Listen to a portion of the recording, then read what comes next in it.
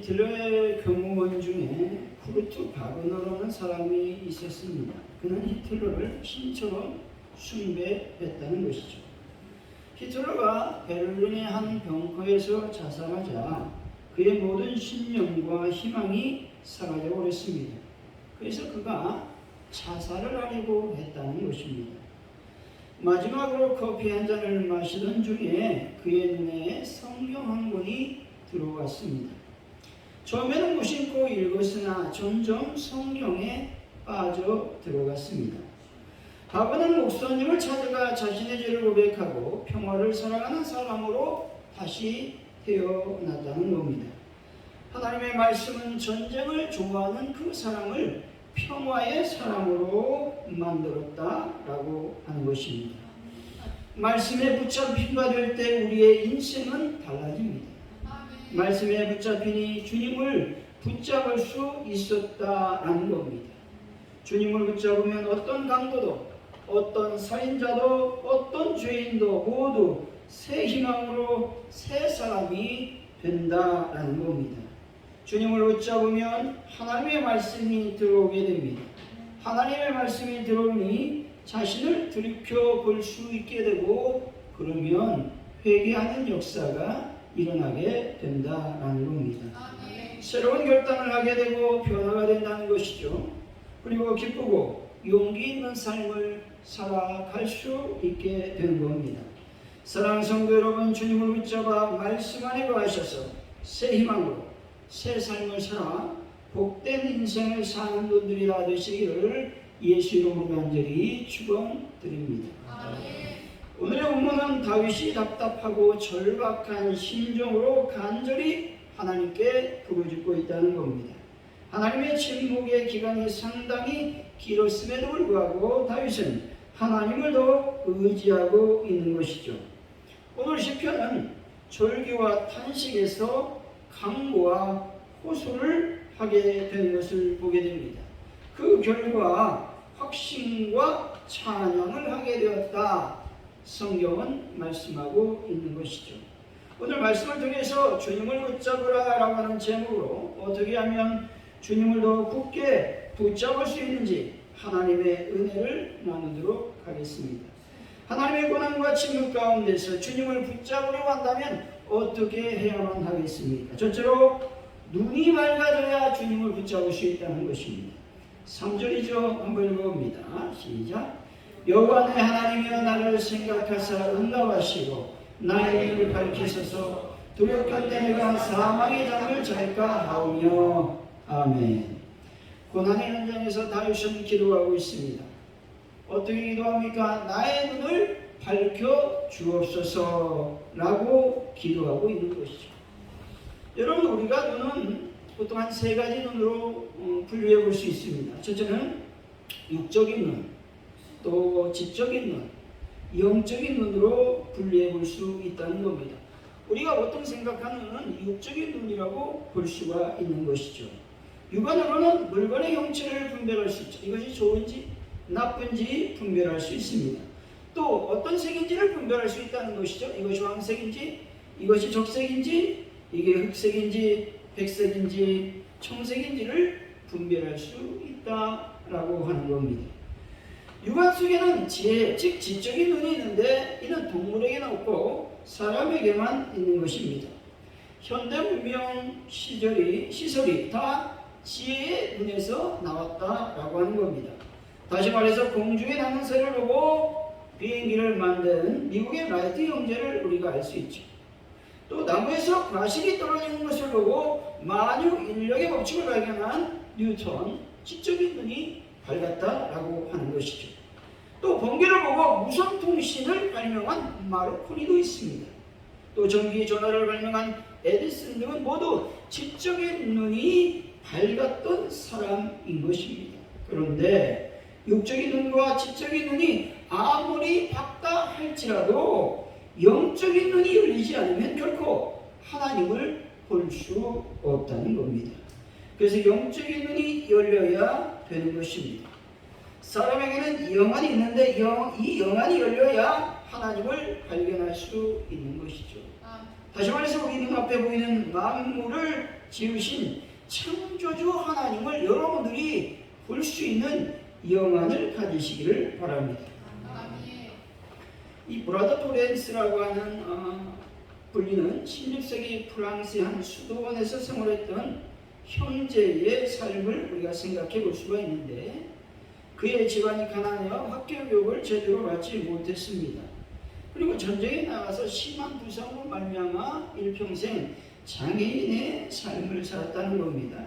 그러던 가운데 그는 50살이 넘어갈 때쯤 하나님을 향한 신앙의 동기로 수도원에 들어가게 되었습니다. 이 토렌스 형제는 종교 수도자 교육을 받지 못했기 때문에 수도원에서 음식을 만든다든지 설거지를 한다든지 신발을 수선하는 허들의 일을 했다는 겁니다. 그럼에도 불구하고 그는 30년가량의 수도 생활을 통하여 놀라운 하나님과의 깊은 영적인 교제를 누렸다는 겁니다. 그는 식당에서 음식을 만들고 식사했던 그릇을 씻으면서도 하나님과 하나 되는 깊은 임재의 은혜를 누렸다는 것입니다. 그런 이 영적 경험을 토대로 훗날 하나님의 임재 연습이라고 하는 놀라운 책을 쓰게 된다는 겁니다. 이 책에 이런 내용이 있습니다. 내게 있어 일하는 시간과 기도하는 시간은 별반 다르지 않습니다. 정신없이 소란스러운 주방에서 여러 사람들이 동시에 서로 무언가를 요구하며 목청을 높이고 있습니다. 그런데 이동안에도 나는 성찬식 빵을 받기 위해 무릎을 꿇고 있는 순간처럼 더 없는 평온함 속에 하나님을 붙들고 있습니다 말했다는 것이죠. 여러분, 로렌스 형제는 번잡한 일상생활 속에서 경건하게 성례전의 빵을 받기 위해 무릎을 꿇는 것 같은 하나님의 임재를 경험했다라고 하는 겁니다. 앉아서 기도하는 시간만 기도하는 것이라고 생각하는 사람은 아직도 영적인 성숙이 이루어지지 않는 사람인 것입니다. 그런데 우리 삶의 매 순간 기도하는 순간이라는 것을 깨닫는 순간 더 넓어진 시야를 우리가 볼 수가 있다는 겁니다. 더 깊은 하나님을 경험할 수 있게 되는 것이죠. 앉아서 기도하는 것을 하지 말라는 얘기가 아닙니다. 하지만 중요한 것은 나의 삶의 자리 속에서 하나님을 얼마나 깊게 생각하며 자신을 바라보느냐에 따라서 달라진다라는 얘기를 하는 것입니다. 출애굽기 33장 18절이죠. 모세가 이르되 원하는데 주의 영광을 내게 보이소서라고 모세가 하나님께 기도하고 있는 것이죠. 이 말씀은 하나님 아버지를 직접 보여달라는 엄청난 기도라고 하는 겁니다. 이 말씀은 기도라기보다는 어떻게 보면 하나님과 직접 실제적으로 이 대화를 하고 있는 장면이라고 하는 겁니다. 근데 하나님께서는 이 당돌하고 무리한 요구를 거절하거나 진노하지 않으셨다는 겁니다. 응답해 주셨습니다. 결국 모세는 하나님의 얼굴을 볼 수 없었습니다. 왜냐하면 하나님을 본 자는 죽을 수밖에 없었는데 얼굴을 본 자는 죽을 수밖에 없었기 때문에 이 얼굴은 보여주지 않고 뒷모습을 보여주셨다라는 겁니다. 하나님이 보이지 않으니 늘 걱정하고 근심하게 되는 겁니다. 하나님을 볼 수 없으니 항상 나 자신에 갇혀서 징징대는 것입니다. 하나님을 볼 수 없으니 자신 안에 머물러 늘 신앙은 성숙하지 못하고 남들을 힘들게 하는 것입니다. 열왕기하 6장 17절이죠. 기도하 이르되 여호와여 원하건대 그의 눈을 열어 보게 하옵소서 하니 여호와께서 그 청년의 눈을 여시매 그가 보니 불말과 불병거가 산에 가득하여 엘리사를 불렀더라 말씀합니다. 아람 군대가 엘리사가 거주하던 도단이라고 하는 성읍을 완전히 포위했다는 겁니다. 그때 엘리사의 사원이 이렇게 얘기합니다. 아하, 내 주여, 우리가 어찌해야 됩니까? 이렇게 질문합니다. 아하라고 하는 말은 탄식의 소리죠. 우리가 죽게 되었다는 겁니다. 엄청난 아람 군대를 보고 낙담하며 절망하고 있는 것이죠. 이때 엘리사는 사환의 눈을 열어 무엇을 보게 있다고 말씀합니까? 엘리사는 자신을 둘러서 있는 산에 가득한 불말과 불병거를 보여주었습니다. 여러분, 이때 사환은 절망에서 희망을 보는 겁니다. 흑암에서 광명을 보는 것이죠. 사망의 장이 왜 무섭습니까? 그것은 희망의 빛이 있음에도 불구하고 결코 빛은 보이지 않고 여전히 암흑의 터널만 보이기 때문에 그렇다는 것이죠. 사람들이 자살하는 이유가 무엇일까요? 희망이 전혀 보이지 않기 때문에 자살하게 된다는 겁니다. 한 줄기 빛만 볼 수 있다면 결코 사람들은 삶을 포기하지 않는다라고 하는 것이죠. 3절이 전부 읽어봅니다. 시작. 여호와 내 하나님이여 나를 생각하사 응답하시고 나의 눈을 가리키소서. 두렵건대 내가 사망의 장을 잘까 하오며. 아멘.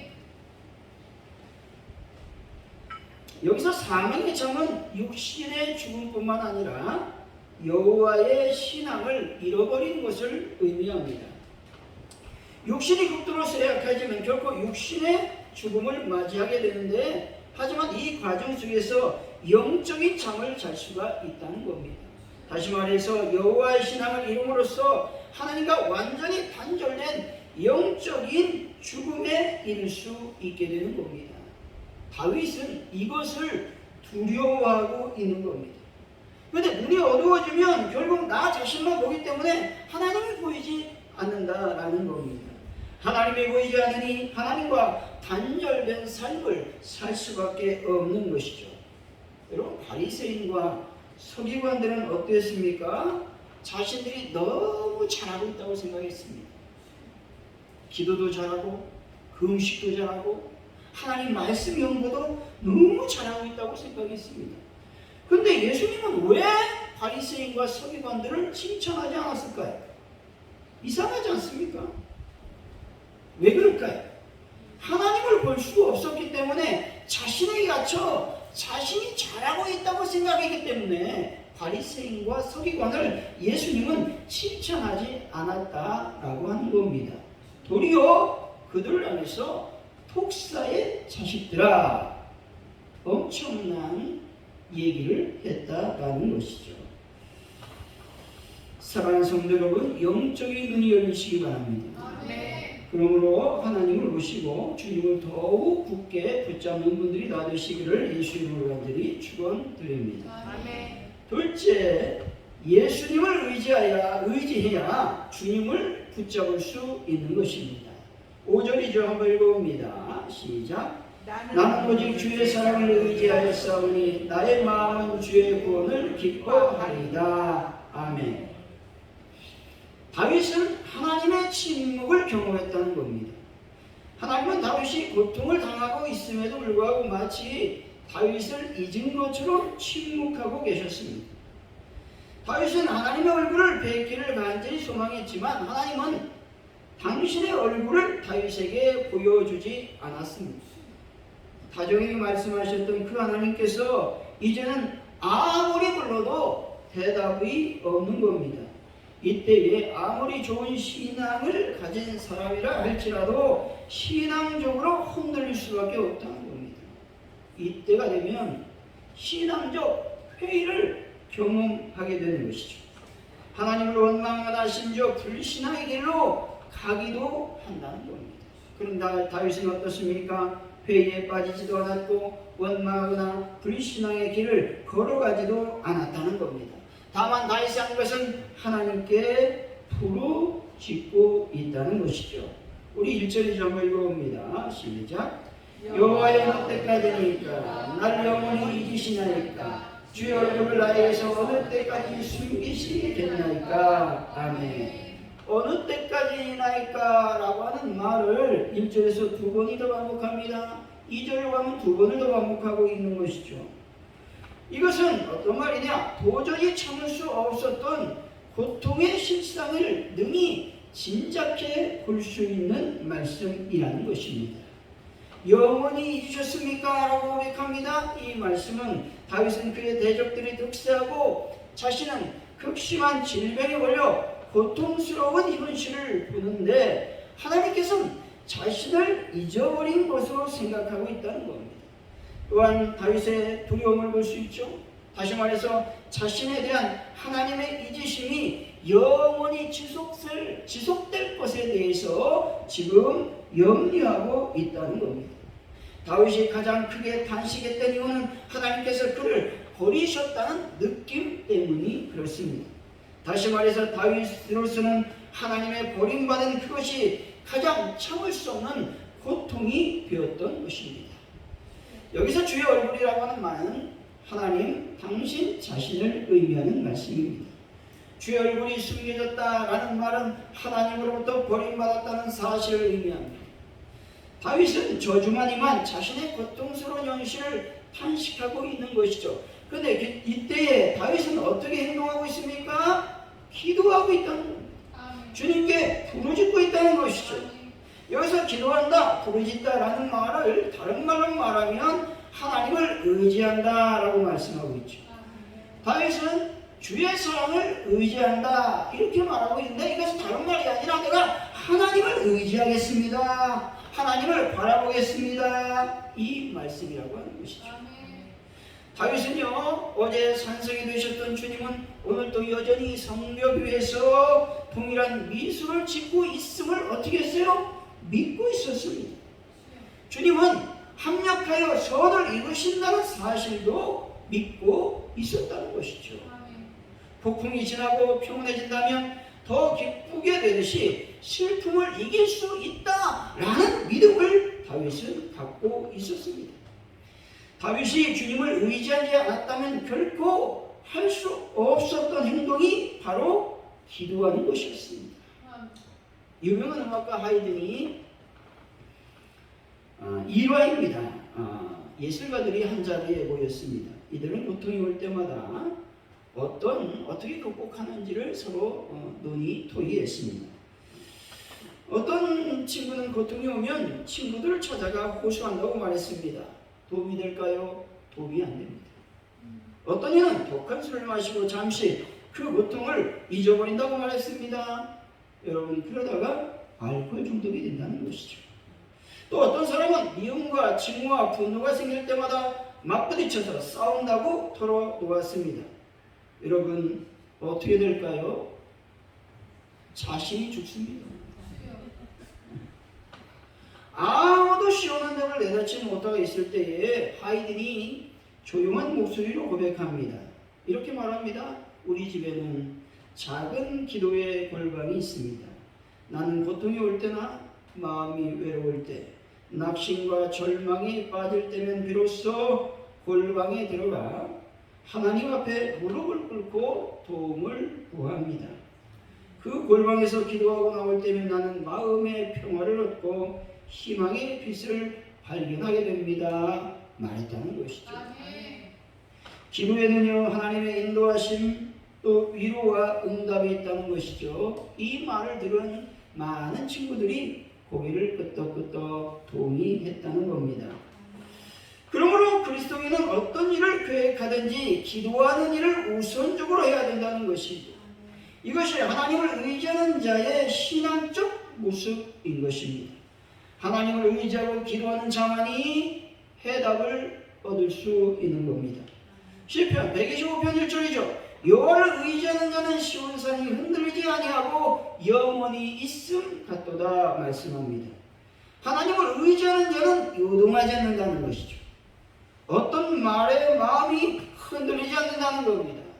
마음이 요동하지 않고 흔들리지 않아야 어떻게 됩니까? 기도를 계속할 수 있어요. 마음이 흔들리면 기도하다가도 기도가 안 된다라고 하는 것이죠. 여러분, 기도해야 주님을 붙잡을 수 있는 것입니다. 시편 115편 9절이죠. 이스라엘아 여호와를 의지하라. 그는 너희의 도움이시오 너희의 방패시로다. 아멘. 하나님을 의지하는 겁니다. 왜냐하면 하나님께서 너희의 도움이시고 너의 방패가 되시기 때문이라고 말씀합니다. 여러분, 하나님을 의지할 때에 주님은 우리를 도와주시고 나의 방패가 되심을 믿으시기를 바랍니다. 아멘. 여러분, 무엇을 의지하고 살고 계십니까?